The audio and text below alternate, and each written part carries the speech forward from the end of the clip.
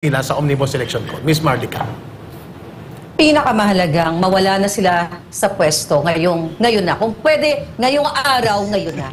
Dahil sa, napag-usapan na natin maraming beses na yung tanong mo, bakit walang, bakit nagtitengang kawali itong mga senador, itong mga sa Kongreso? Eh alam na natin, si Tambaloslos, wala nang kaduda-duda dyan. Pero pagdating naman sa Senado, gusto kong hamunin ngayon Sige.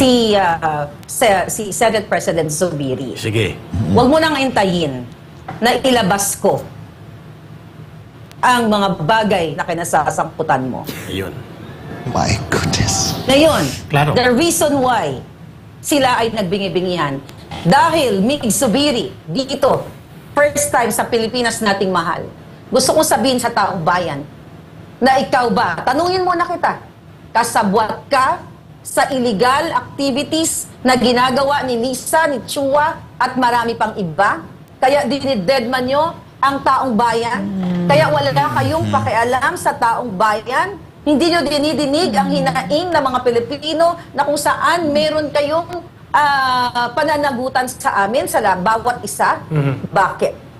Alam na po ng taong bayan. But syempre, mas maganda yan sa mga susunod na mga araw kung may papakita tayong mga solid na ebidensya na makapag-ugnay dito sa mga tiwaling senador at mga kongresista na sila ay kasabwat ng gobyernong ito sa smuggling, pulburon at kung ano-ano pa. Ms. Marlica, mananawagan tayo, ayun. Mama. Ms. Marlica, tinatawagan natin si Senator Robin Padilla who is having a very good committee hearing para marinig din ang side ng SMNI at ng mga anchors and program staff ng SMNI sa Wednesday. Thank you, Senator Robin Padilla. Senator Robin, I want to say something. Go ahead, ma'am. No? Eric, Attorney Glenn and Maharlika, yung tanong mo, Eric, no, gaano kahalaga yung ano yung implikasyon na ang nagpapaandar ng bayan na ito ay yung si Lisa. Ang boto natin sagrado yan. Alam ni Attorney Glenn yan. Yan yung pinaglaban niya. Sagrado. So, ang ibinoto ng taong bayan ay si Bongbong Marcos, no? So, itong ginagawa ni Lisa Marcos, no, yung pambubudol na yan, tinatanggalan niya yung boses natin. Yes. No, okay, and now that all of this has happened, it's apart na from the fact na kasi may mga nagsasabi, eh di pag si Bongbong Marcos nagpaandar, di mas masama. Parang ganyan, di ba? That's beside the point. Although I could agree with you. But in other words, our votes are very sacred. That's why we can segue to the next, Eric, no? Pupunta natin. Ms. Marlica, dahil paubos ng ating oras sa Pilipinas nating mahal, and we will be waiting, ang mamamayang Pilipino, doon sa mga karagdagang ebidensya nitong illegal na pangingialam sa otoridad ng Presidente ni Lisa Araneta Marcos at dapat panagutan niya ito. At nananawagan din tayo sa lahat ng mga senador na nakakarinig ngayon kasi wala tayong asahan doon sa lower house, sa House of Representatives. Ngayon, ang tanong ng taong bayan ganito. Attorney Glenn Chong, may nireveal ka dito that made the people realize that all along, aside from Smartmatic, may mga foreign operators na hinahire. Si Lisa Araneta Marcos, si Bongbong Marcos Jr., that you were personally knowledgeable. Isang Greek, Bulgarian, Romanian na tinatawag nilang Marjoritas. May Romanian. Majoritas. At ito ay may nagpapatotoo na nag-attend ito sa isang mga meeting series. May mga pictures ito. Ang isang meeting ay sa BGC, sa isang letter C na building na malaki. Letter C, kilalang building ito. Doon nag-appear yung Griego at Romanian at isang Bulgarian na ito. Doon sa meeting about special operations sa election 5 days before or 4 days before elections. Attorney Glenn Chong, ang Smartmatic, deadma. Hindi nila sinasagot. Ang sinasabi mong they manipulated the results of the election pertaining to the President so that maging malapit ang boto ni Bongbong Marcos Jr. at hindi siya mapahiya papunta sa kay Sara Duterte. Ang lahat ng ito ay serious, scandalous acts of prostituting and subverting the process of elections, which our sacred vote. Our sacred vote and criminal ito na pananagutan nila. It's an election offense. Go. I may add, mga kababayan, itong sabi ni Ma'am Lorraine, sagrado nga ang boto natin. And we should value that even with our lives. Kasi dyan nakasalalay ang kinabukasan natin at ang ating mga anak. Ito, Binuto nga si Marcos ng mga Pilipino. Wala namang question dyan. Pero tinambakan, dinagdagan ni Lisa Marcos. Kaya bilib na bilib si Bongbong Marcos sa kanya. Kaya sunod-sunuran lang sa kanya. So, let's put it in that, let's leave it at that. Hindi lang 3 foreigner actually ito, Kuya Eric, Ma'am Lorraine. Ate Claire, hindi lang ito, mga kababayan, hindi apat ito eh, may isa pa. At pinangalanan mo kanina, Si David Morey. Si David Morey. Ito yung consultant ni Lisa Marcos. Si David Morey is an American. Consultant. PR Pakinggan ninyo. consultant. PR David Morey is an American consultant according to Wikipedia.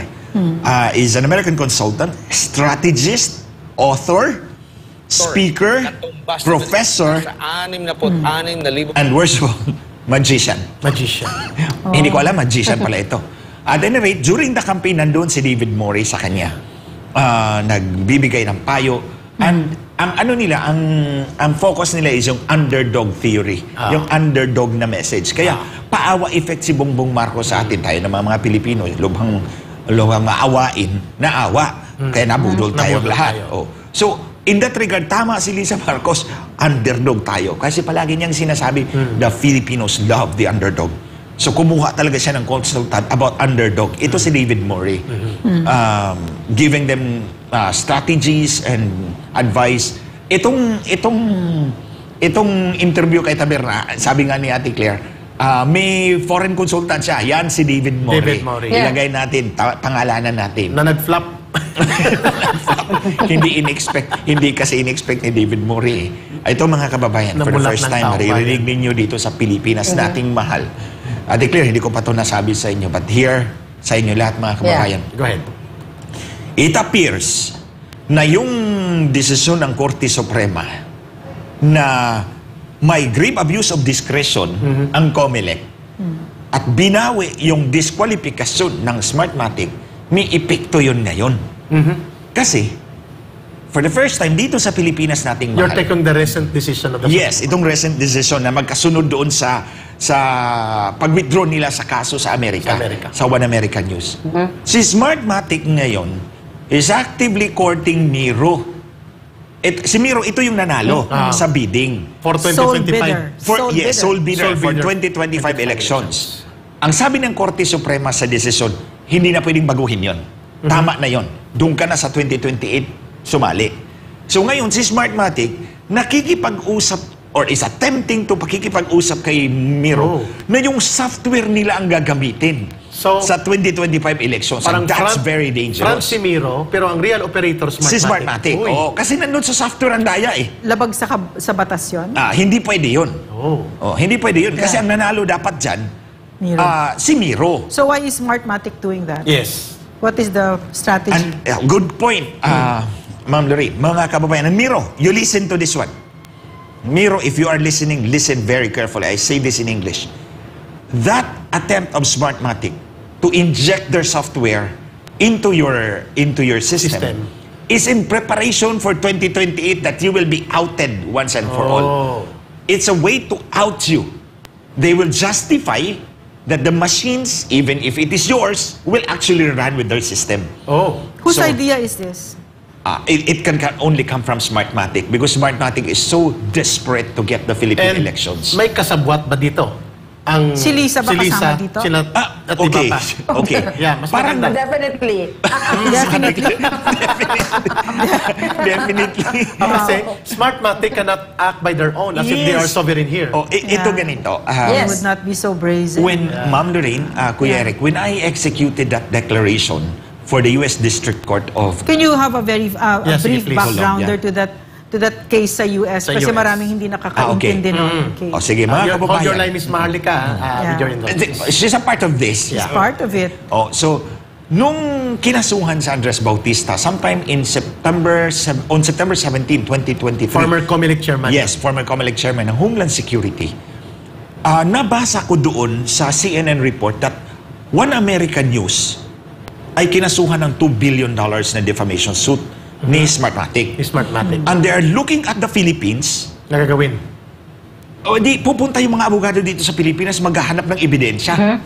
So sinabi ko kay Ate Claire, pwede bang maghanap ka ng contact sa UAN para makonect tayo doon. So para, OAN is that network Yes. na finailan na dinimanda ng Smartmatic. Smartmatic sa US. Yes, for $2 billion. Defamation, sinisiraan Yeah. daw sila Yes, oo. ng One American News. Yes, kasi si OAN, may news talaga na si Smartmatic nandadaya sa Pilipinas. Pinangalanan talaga nila lumabas yun. Pilipinas.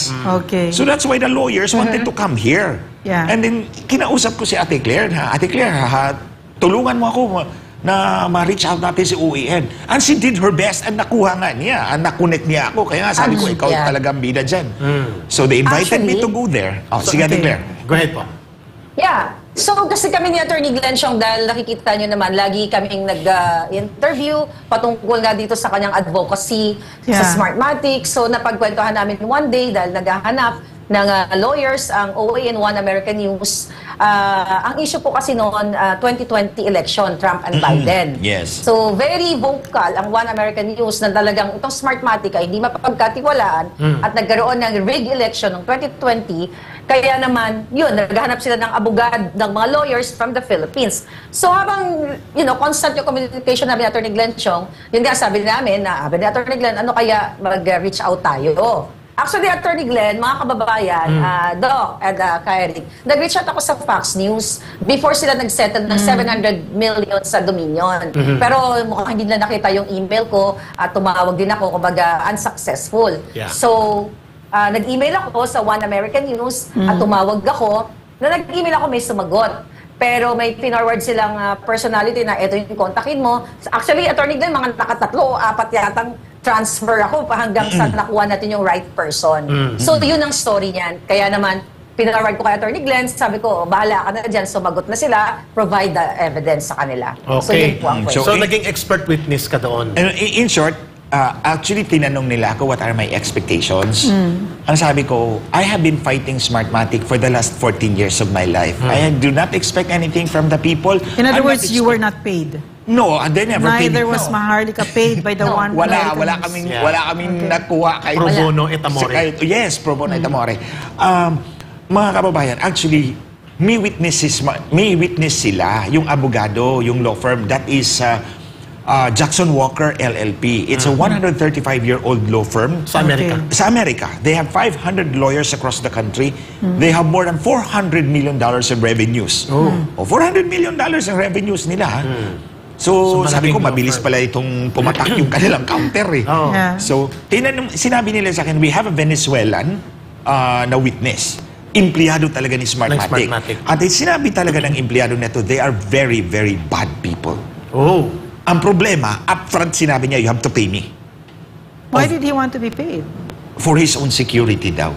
Because former employee ni Smartmatic sa Amerika. But this Venezuelan Smartmatic guy, doon nag-testify sa Amerika. Hindi siya nag-testify. Hindi na siya kinuha. kasi ayaw Hindi nila siya ng paid. Ayaw nila na magbayad eh. Correct. So nung sinabi sa akin ni Attorney Chip Babcock, this is the lawyer of Oprah Winfrey. Napanalo niya si Oprah Winfrey sa defamation. Sa defamation. Oh, that's his claim to fame. So, sabi ko, no, I'm not expecting you to pay me. Because ang sa akin naman is, I want to put the best forward for the Filipino. So, moving forward, Attorney, moving forward with the case, Yeah. what happened with that case? So, nandun ako, pinapunta nila ako doon, all Yeah. expense paid, then dumaan ako kay Ate Claire. Tapos, naggumawa ako ng declaration. Pero they grilled me muna for 9 hours. Yeah. From 6 hours. From 9 in the morning to 6 in the, Vetting- to 3 in the vetting sa'yo yun. afternoon. Yeah. Oo. Na-vetting sila. So, tinesting pa nila ako. Tapos, nasagot ko lahat. Yeah. Sabi nila sa akin, can you make a declaration? We will file it in the District Court of Columbia sa Washington, yeah. D.C. Deposition mo na yun. Oh, parang deposition. No, not a deposition because dapat deposition ako eh. Doon ako sa court sa Washington. Sa Washington. Ang sabi ng judge, no, hindi pa pwedeng deposition ngayon. Declaration lang. Okay. So doon lang ako sa Houston. So, na-file nila, binigay ko kay Ate Claire ang kopya. Tapos ito ang sabi ni Ate Claire, nandito ba si Lisa? Sabi ko, wala.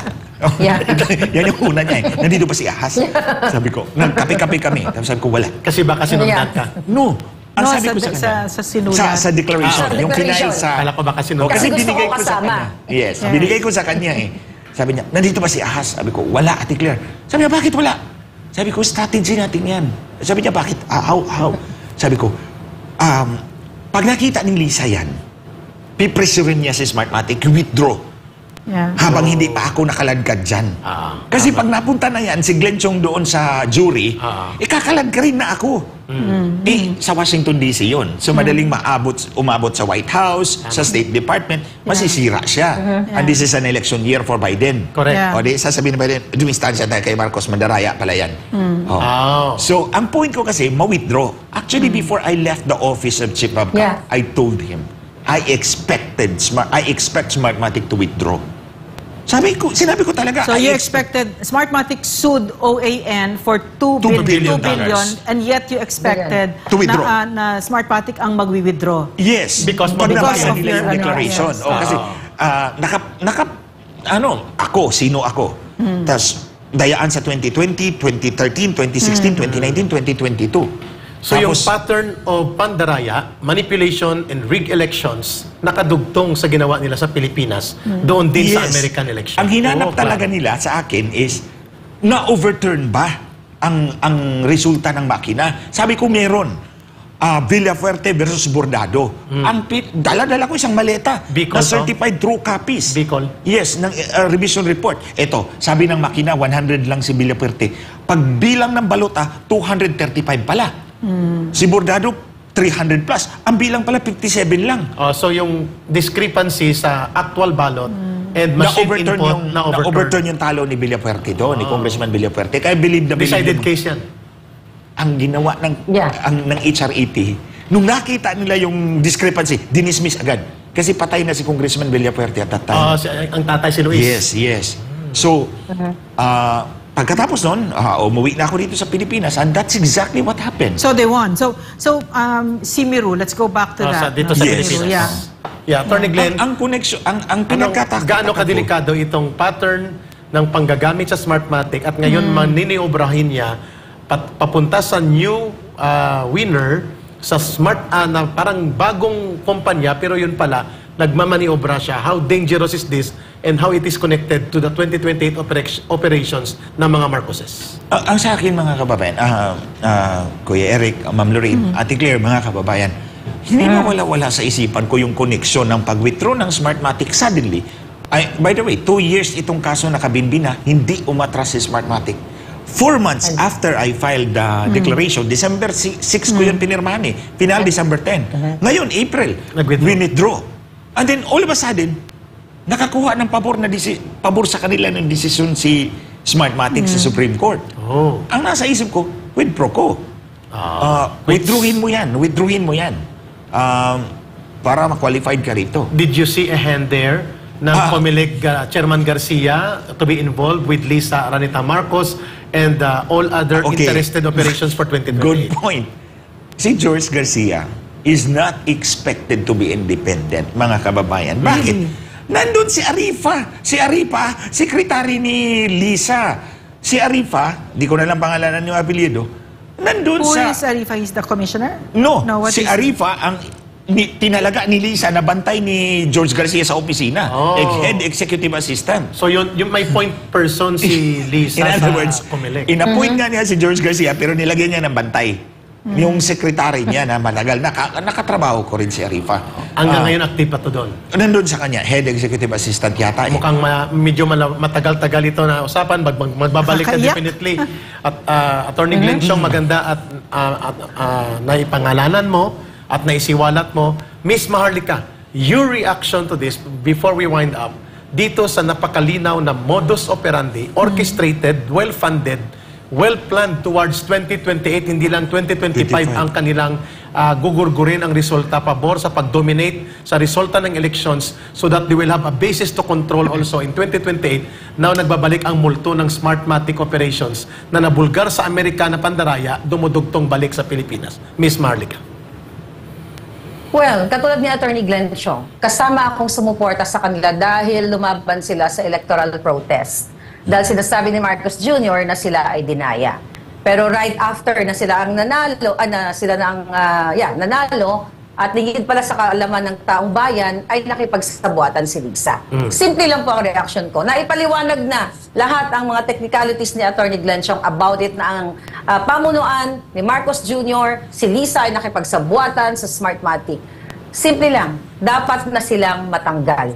Dapat na silang umalis sa pwesto dahil hindi lang pandaraya sa eleksyon, nasasangkot pa, again, kidnapping, smuggling, bribery, lahat. So, kailangan na talaga nilang umalis dyan dahil kawawang-kawawa na Pilipino. Yun lang, Claro. mga kababayan, kailangan ninyong kumilos. Dahil kung hindi kayo kikilos, sabi ko nga, pag yan ay nag-second zone na pa, pagdating ng December, hindi na ako mag-vlog, mag-bold star na lang ako. Joke lang po. Bakit nyo kumilos? My God! Andito na kami, tinataya na namin ang buhay namin. Pero kung hindi kayo kikilos, seriously, mga kababayan, sabi ko nga, napipresyo din ako sa inyo dahil lagi kayong nag-aabang na ano ba ang susunod na expose ni Maharlika. Lagi na lang ba ako everyday mag-expose tapos wala kayong gagawin? Tama. You have to speak out. Yeah, pati Diba? Alam ko nandyan kayo sa likod, diba? Magtulungan tayo. Kasi ako, hindi personal, hindi rin political. Ang intention ko, mapanagot sila sa kanilang mga krimen. Dapat. So, speak up and get up. Yes. And let's finish. The final question namin ni Ma'am Lorraine, and before ang inyong final message na Miss Maharlika and Attorney Glenn Chong, at Miss Maharlika, ikaw ang mauuna. It is now clear na pag may nangyaring pagpapatupad ng International Criminal Court Warrant of Arrest versus former President Rodrigo Duterte, alam na kung kaninang operations to. Nailantad natin, nailahad natin all along